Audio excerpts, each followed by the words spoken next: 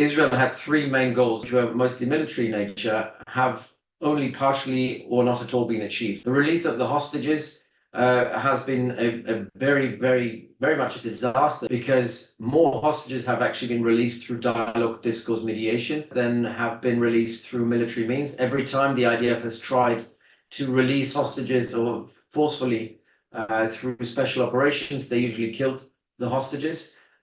In very few occasions were they able to actually capture the hostages alive.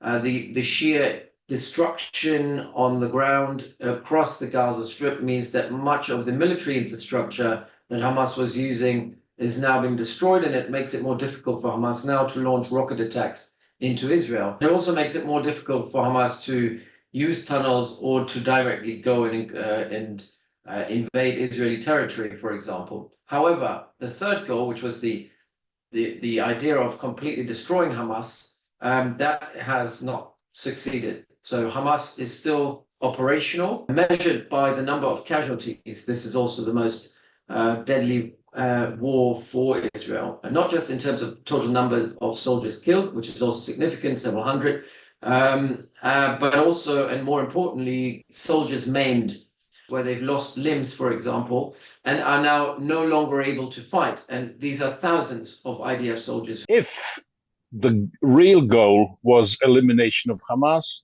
no, it has not been achieved, and it's a failure. If the real goal was liberation of hostages, no, that has not been achieved, very partially with very limited success. Whether the operation has been a success, no, it has been not successful in any way.